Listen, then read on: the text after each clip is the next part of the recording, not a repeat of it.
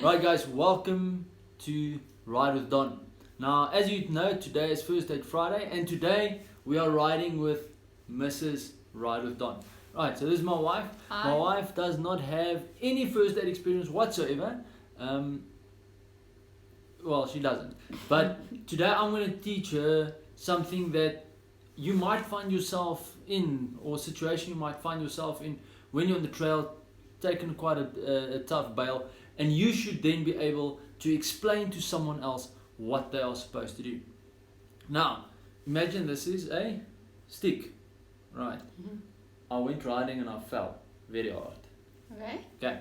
So this will be impaled into my arm or somewhere on my body, and then we are then going to work to what she is supposed to do, or what you are supposed to explain to that person to help you out. Right. Now there is two things that we need for this. Number one is a triangular bandage. Now this is a triangular bandage that we have used before, and then a conforming bandage. Okay, now the triangular bandage is going to be there for, it looks like a bandana, right, but we're not going to use it as a bandana. So the nice thing about this is that it's also going to show you the different uses for a triangular bandage and how to apply it to this. Guys, please remember, with any impaled object, you do not pull it out at all. Right, it might be blocking a serious vein or blood supply. If you pull it out, you might lose quite a lot of blood. So guys, leave it in there and just follow what we do now. Okay, right, so I have fallen. Hey now. Okay, there you go. Right, so I've fallen. I have an impaled object over there, or over there, right? So what you want to do, you want to take your triangular bandage, okay, right, roll it up the long way. Yes. Okay, so All this the way. way. Yeah. Right. She's really good with instructions, following instructions. Okay, then I want you to go to the one end of the triangular bandage, and I want you to make a small ring. You know how you would make a ring with your charger cable to roll it up? I have no idea what you mean. So Okay, a little bigger. Okay, how big? that's Sure. maybe a little smaller, but my thumb should fit comfortably through there. Right, that's perfect. Yeah, make a knot there. Right, so you see there's a ring now, and now what you're going to do, the rest of the triangular bandage, you're just going to wrap through the ring.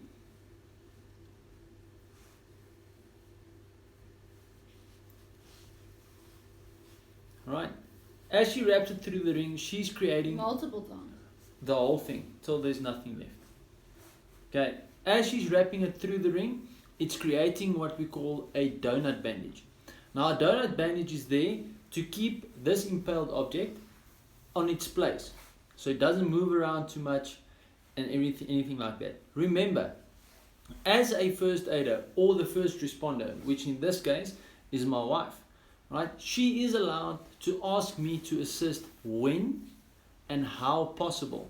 So for instance, once the bandage is done, right, she can ask me to keep it in place while she gets the other stuff ready. Right guys, so with a bit of magic, we're quickly going to skip to the moment that the triangular bandage is done. Right, so the ring donut is made. Please show it to the camera. Right, you can see it's nice and small, nice and thick. Right, and please make sure that the hole's big enough to go over the impaled object. Okay, because if it's not big enough, yeah, you're going to have a tough time getting it on there. So guys, just another thing, I always go around or carry with me a ready-made ring bandage. Okay, obviously not too big or not too small, but just for emergencies as well. Right, so what you're going to do next, you're going to take that ring, she's going to take that ring donut, and she's going to place it over the impaled object. Right, all the way down. Okay, And now she can then ask me to please hold on to the ring donut as she's busy getting ready the other stuff. Okay. Please hold down the ring donut while I'm getting everything else ready. You see? How's that? Right.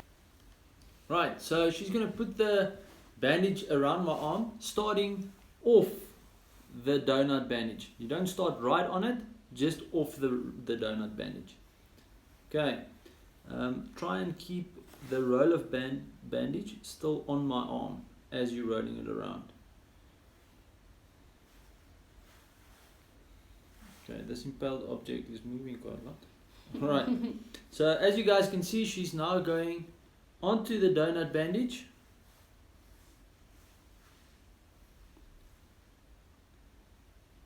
Okay, and you want to go down this way, so on the top, about a bandage width. Right, like that, and now you can go back again. Right, guys, remember, if you are the one applying the first aid, please ask the person that you are assisting if it's too tight, if it's not tight enough. Sometimes some people do prefer it a little tighter than other people because it makes them feel a little more secure in a sense. Alright, so obviously if it's really impaled, you don't have to touch it. Okay, so you're just going to carry on. Make sure that you pass both sides equal times because you don't want to push the ring bandage to the side and then move the actual ring donut. So you just squeeze that in somewhere.